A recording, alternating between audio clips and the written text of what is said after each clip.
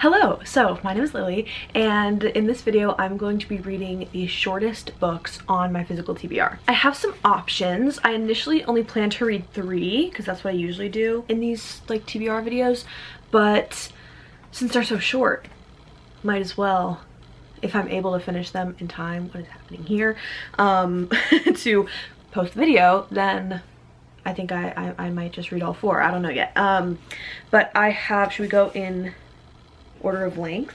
Let's do that.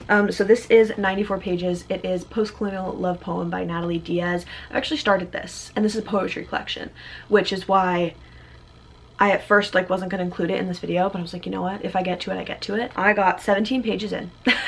And I remember liking it at the time, but I was traveling while I was reading this, and so I wasn't able to like devote my time and energy into reading this the way I think poetry should be read, which is like a lot of care and time focused on like digging into it, and I have that time now, so might read this. Next is Dr. Jekyll and Mr. Hyde. Who is this by? Sorry, by Robert Louis Stevenson. I feel like I've never heard that name before. Usually like you know the names of famous authors who have wrote famous books. Never heard the name Robert Louis Stevenson in my life. Anyways, Dr. Jekyll and Mr. Hyde. This is 103 pages. This is about Dr. Jekyll and Mr. Hyde, a guy who at night turns into this like monster, or he like turns into a different person. You know what it's about. Next, this one clocks in at 124 pages. It is Perfection by Vincenzo Latronico. This was a cover by. Yeah, cover by. Yeah, and this is about a couple who are expats living in Berlin. They're young digital creatives exploring the excitements of the city. And it's their life going by and what happens in it. So, and then lastly, the longest of the bunch, 152 pages, Universality by Natasha Brown. I read the first chapter of this, maybe that's not true, I read the first half of the first chapter of this in my reading the first chapter of every book on my TBR video. It was boring. It did not grip me, but I've been feeling drawn to it in the past few days. So I don't know, we're gonna try it out. We're gonna see what happens. Yeah, that's the tentative TBR. Let's read these.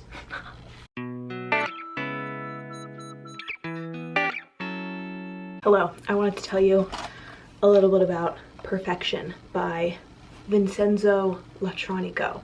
I am 60 pages in, which is like, 62, excuse me, which is like basically halfway. Maybe a little less than halfway. It's not gonna focus. There we go. It's like still like not really about anything, and I was waiting to update you because like nothing is happening and there was nothing to say.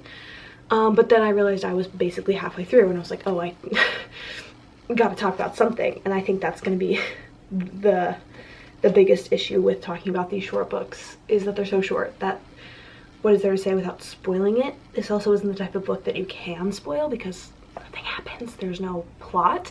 You're following this married couple, Anna and Tom, who are living in Berlin, working as creatives. And I would say that you're following their lives, but you're not. It's just sort of telling you things that they do and the way that they feel. It feels like it has things to say about society and like living currently, but it's not trying to make points about the things that it's saying. Does that make sense? It talks about like social media and how like social media addiction impacts their jobs, but how their jobs are social media and how it's like all intrinsically linked. They flow into each other, their work and their like internet usage, and like being millennials, how they grew up as the internet grew. It also just like will list places in Berlin, neighborhoods and buildings, and like German words that I don't know what they mean.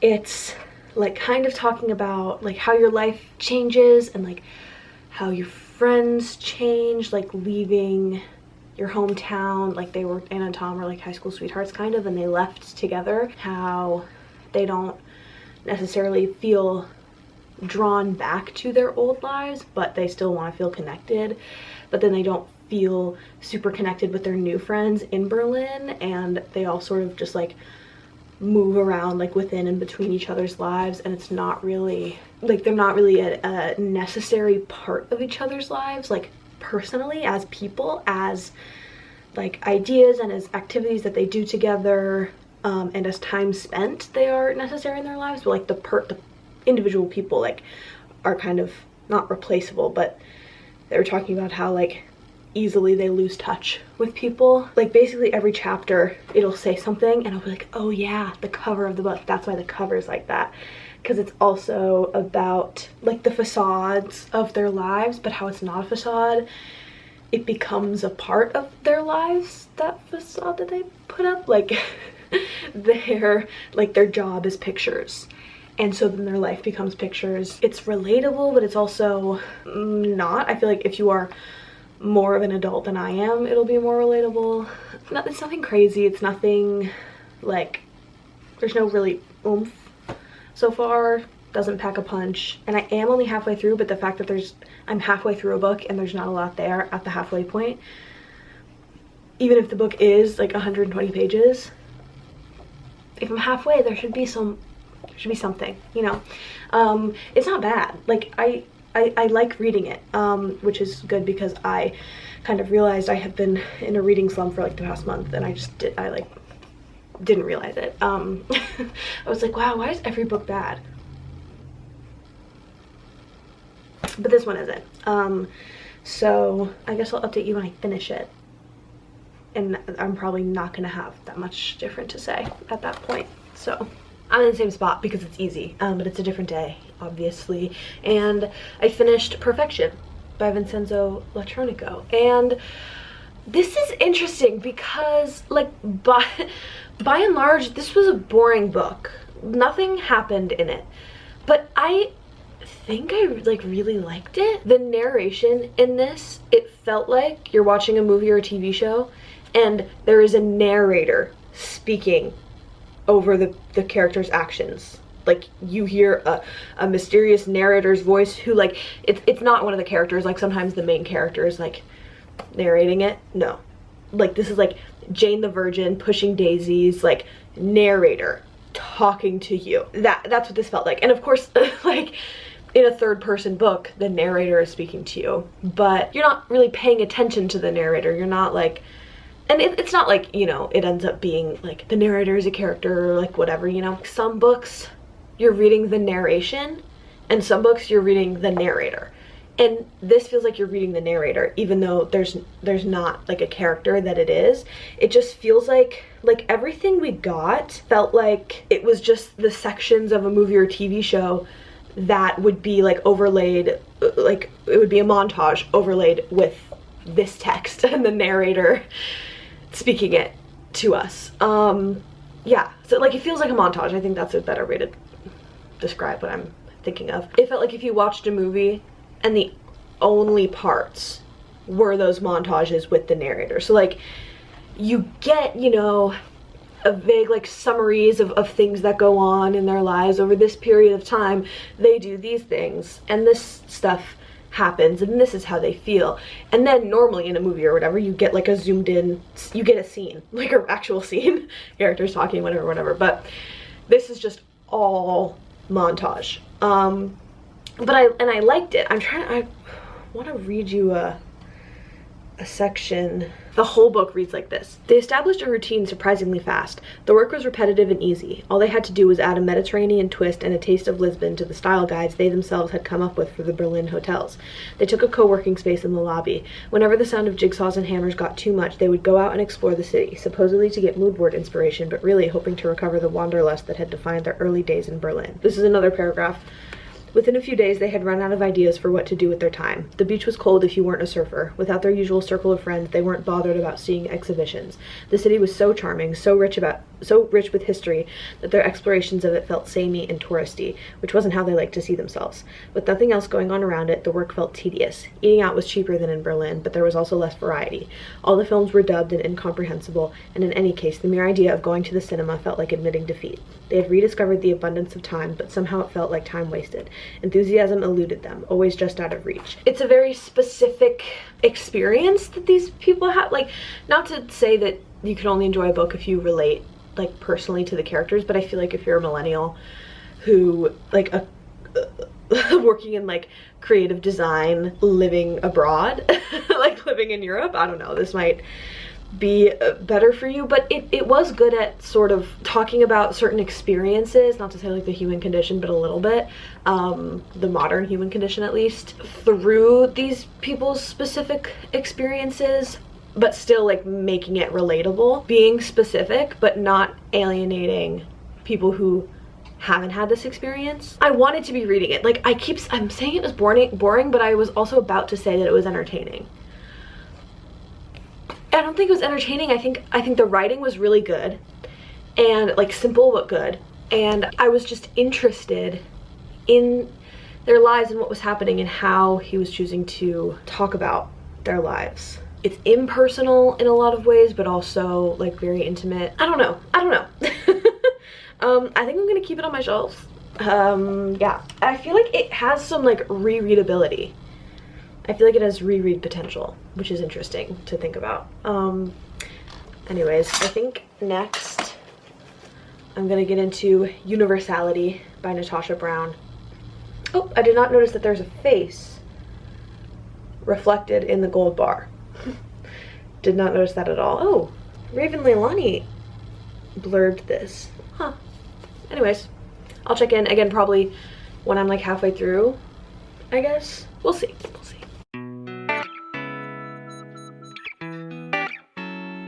I wanted to give you a bit of an update on Universality by Natasha Brown. I'm like 2/3 of the way, I'm like halfway through. This book is in 3 parts, and I'm gonna read you the synopsis. I don't think I really told you what this is about, because I was very confused. I feel like this is this is a book that I really had no idea what to expect. Even after the synopsis, I didn't really understand what it meant or what the book was going to be about. So it says, late one night on a Yorkshire farm in the midst of an illegal rave, a young man is nearly bludgeoned to death with a solid gold bar. An ambitious young journalist sets out to uncover the truth surrounding the attack, connecting the dots between an amoral banker landlord, an iconoclastic newspaper columnist, and a radical anarchist movement that has taken up residence on the farm. She solves the mystery, but her viral expose raises more questions than it answers. Through a voyeuristic lens and with a simmering power, Universality focuses on words, what we say, how we say it, and what we really mean. A thrilling novel from one of the most acclaimed young writers working today, Universality is a compelling, unsettling celebration of the spectacular force of language. It dares you to look away. And the plot, you're like, okay, it's a woman writing an article, and then what comes of that? But everything around it, like, it's a spectacular force of language. The little blurb is, remember, words are your weapons, they're your tools, your currency, a twisty, slippery descent into the rhetoric of power. But then, like, it's about a woman writing an article. I'm not saying that, like, you can't, like, do, like, good, like, powerful writing in a like, novel like this, but it just feels like, really? With a simmering power, okay? It just feels a little like, yeah, are you doing that? Sure, you know, whatever. But the first section was that article. It, like, was good. Like, it felt like you were reading an article. There were some parts that were, like, funny. I was interested. Like, I was interested, but I didn't care. Should I hold this up when I'm talking to you? I was interested, but I didn't care. As in, like, I would pick it up. I wouldn't not want to read this. You're sort of learning about Hannah, who is the woman who wrote the article. I don't even know what I'm saying because I don't even really know what this book is saying. Like, I feel like it's, like, good and fine. Maybe I just don't get it, but it feels like you're just sort of in the presence of these characters who, like, just, like, kind of suck and not really in an interesting way. It just feels boring, but again, it's like, I don't know if compelling, maybe the writing is a bit, I don't know, there's something that keeps me picking it up, which is good. Maybe that's just my slump ending, and I just want to read again. The last few books I read, I was like, oh, I just don't want to pick this up. It's because you don't want to read, girlfriend. You just don't want to read. It's not the book's fault. So I guess this is just a return to form of like just wanting to read whatever book I happen to be reading at the time. So it's good, but it's just, there's nothing like, it's like, okay, you wrote this article, like you're broke, it's COVID, like you struggled, okay, you're British, I don't know. Oh, I think this was really funny. There are a few lines that are really funny. There was one, oh, I don't know if I'm gonna be able to find it, but it said, one of her friends wrote an article about this guy who is the neo-new atheism's newest new face. I thought that was funny. In the section where you're at this sort of dinner party with Hannah and her friends, it's third person and you get sort of everyone's inner dialogue a little bit. He says, so this is this guy, Martin, I don't know, and he's talking or thinking about Hannah, and he says, she had pretty decent legs and always did enjoy showing them off. Martin had appreciated that about her at one time, but really, who was wearing miniskirts these days? That was the problem with Hannah, and the thing he couldn't reconcile in all this. She was culturally clueless, practically allergic to the zeitgeist. A miniskirt? Wearing a miniskirt is culturally clueless. A woman wearing a miniskirt, culturally clueless? A woman wearing a miniskirt, allergic to the zeitgeist. A miniskirt is perhaps the most iconic piece of clothing to ever exist. Like, I feel like that's like jeans as a concept and miniskirts. What are you saying, Martin? You're stupid. Who is wearing miniskirts these days? Also, this book takes place in like 2022 or something. Anyways, the Lesbian Feminist Book Club, that Sunny from Sunny Book Nook runs, they read this last year maybe, or a few months ago. I think they have like a recording of their Zoom meeting where they all talked about this, so I think I might try to watch that after I finish it and like see if it gives me some insight onto like what's going on, because right now it just feels like, okay, I'll talk to you when I'm done. Hello. So I actually finished Universality a few days ago, and I kept forgetting to tell you about it because it was basically just more of the same of what I was feeling during my updates. I think I said it was 3 parts. It's not, it's like 5. I just made that up. But yeah, it just kept sort of being about the same thing. White British people who think that minorities are to blame for class disparity and wealth inequality, and like they're just like racist people. And like I thought that this book was doing something that I didn't understand it, I didn't get it, there was something I was missing. And then I watched the recording of the book club meeting, and everything they were saying, it was stuff that I got, and I was like, oh, okay, so the book was just, that was it? Okay. Like, I wasn't missing anything. Like, okay, great. I ended up giving this 2 stars, which is low. Everyone in the book club gave it like 4 stars at least, which was, I was like, okay. And that really makes me think that I'm just missing something. Like, there were some funny like moments that I, read out to you in the last little update, but like, it's like, yeah, it wasn't like satire-y enough. Like, it almost, I don't know if it was trying to be a satire, but like it felt like it should have been, and it wasn't, because there was no exaggeration. Like, these are real people. Like, these are right-wing grifters in the world. Like, yep, this person exists. It's not a crazy like caricature to be funny, to make a point. It's like, oh, this is just a book about this type of person that exists, and that's it.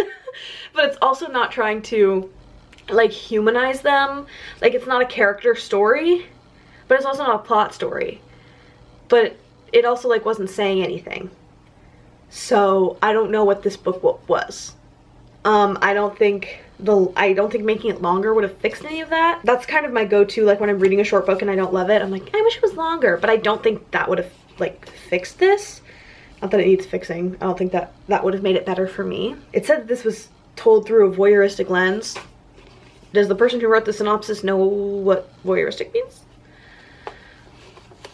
Because it's like you're just like in the third person seeing like tiny moments of these people's lives, kind of, but it's not even like slice of life-esque. It says it's a twisty, slippery descent into the rhetoric of power. I don't think it was twisty or slippery. It does talk about the rhetoric of power, but like, I don't think you're descending into it.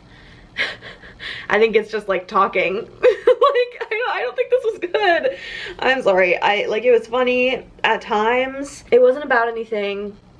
It was like trying to like make jokes about like this type of person. Like, okay, this like these are all people you could get into fights with on Twitter. Okay? Why would I read this book when I could go get into fights with these people on Twitter? You know what I mean? Like, it's not, it was like, not, it didn't feel like special. It didn't feel like a novel. It didn't, it says it's thrilling, a thrilling novel. Do you guys know what thrilling means? Sometimes okay, I'm just in a bad mood at the moment. And so like there's a lot of negativity in my heart right now, and I'm taking it out on this book. And like, whatever, like it's not terrible, I guess. I just didn't like it, and I didn't think it did a good job at what it was trying to do. But I'm being harsh because I just am like, there's some, I don't know what's in the air today. I've been complaining a lot. I've been very hateful, just a lot. Anyways, it's a compelling, Universality is a compelling, unsettling celebration of the spectacular force of language. Is it? Is it? It dares you to look away. Does it? Does it though? Does it though? I don't know. So, 2 stars. Disappointed, didn't like it. There's that. Great, love. And then my next read is going to be Dr. Jekyll and Mr. Hyde. This clocks in at 103 pages. Hopefully I like this. That feels really silly to say about like a classic. I hope I like it, but I do, because I didn't like that. My goodness gracious. Anyways, we'll update you at some point, hopefully with some more positivity and love and light in my soul. Hi, I'm in bed, and I wanted to say I'm not reading this. I'm so sorry I'm not reading this. Also sorry if you can hear the fan going. It is far too hot to not have it. So I read like the intro. It wasn't the first was it the first chapter? Nope, it was the first chapter. Story of the Door. It's fun that they're named. That's cool. It's not just numbers. But I don't want to read it. I don't want to read it. I struggle with the writing. I always do with classics, with older books. It's just the truth. It's just a fact about me, and I don't want to try to struggle through that right now. So putting this down, maybe I'll read it at some point. I mean, probably. But then I picked up Postcolonial Love Poem by Natalie Diaz, and I'm halfway through on page 52. And I'm liking it, but it's just mostly just like fine. I'm not really feeling, I don't know, there's something about the writing that's not really moving me. Some of them are. I've tabbed maybe 4 poems out of 18. 4 out of 18 I have liked enough to tab. So, you know, that's not great. I haven't read a poetry collection in a while. That might be it. I'm just out of practice. It feels either the lines, like, I know they're supposed to be evocative, but I'm just not, I just don't get it. I'm just not understanding what she's saying. Or I understand what she's saying, but the word choice is a little cringy. And I hate to say that about poetry, but I'd say that about like prose writing too, so I think it's fine. I'm not a critic. Who am I? Who am I? But there have definitely been a few that have stood out to me. So far, the opening poem, Postcolonial Love Poem, and Catching Copper. I think Catching Copper is my favorite out of all of them. And then That Which Cannot Be Stilled and The First Water is the Body. I really like The First Water is the Body. There was one line, she's talking about translation, and she's quoting John Berger, saying true translation demands a return to the pre-verbal. And then later she says, pre-verbal was when the body was more than a body and possible.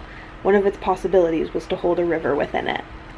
And I really like that, because the whole poem is about the first water is the body, and how like water and bodies are not different things. I'm about to start the third part, and I'll probably just talk to you when I'm done. Hi, please ignore that my hair's wet. I just got out of the shower. I finished Postcolonial Love Poem. I keep really struggling to pronounce that word, Postcolonial Love Poem. Finished it last night, and that means we're done with this video. I ended up giving this 3 stars. It was fine, you know, it did not do much for me, unfortunately. I think I told you the ones that I liked. In the second half, there's only one that I liked enough to tab, and it was the animals. I think all the ones, I would like read you sections from them, but the ones I liked are all the longer ones. And I don't want to read you like 3 pages of a poem. I feel like I don't even want to keep it on my shelves. I don't know, it didn't really do it for me. So let's talk about everything I read in this video of reading the shortest books on my TBR. Perfection by Vincenzo Latronico, which, did I not rate this? See, I don't even know what I'm doing or what I'm talking about. I did rate it. I gave it 4 stars. I enjoyed this. I came up with a comparison that I was thinking of, and that it kind of reminded me of People Collide by Isle McElroy, in the like millennial European setting, married couple, not travel specifically, but you follow them like living in different places. The concept and the plots are completely different. This is about a husband and wife who end up switching bodies, and it sounds like it's fun. It wasn't fun. It was like kind of depressing, but the vibes and kind of the way the story is told, this is much more personal. This is in first person, this is in third person, so you are definitely closer to the characters in this, but I don't know, I think they're kind of comparable if you liked one. I don't know. Then I read Universality by Natasha Brown, which I ended up giving 2 stars. Unfortunately, I think I'm gonna get rid of this, which is, again, unfortunate. But it just wasn't for me. I don't think it, Jesus Christ, see, this is, okay. Don't look at my hair, okay? Stop. I don't think it did a good job at what it was trying to do. I also don't think I really got what it was trying to do. And I gave it 2 stars. Yep. Yeah, I did. Yeah. Then I tried and failed to read Dr. Jekyll and Mr. Hyde, and then succeeded in reading, again, Postcolonial Love Poem by Natalie Diaz. And yeah, that's the end of this video. I think it's kind of a short one, which makes sense because these are short books that I was reading. That's it. Thank you so much for watching, and I'll see you in the next video. Bye!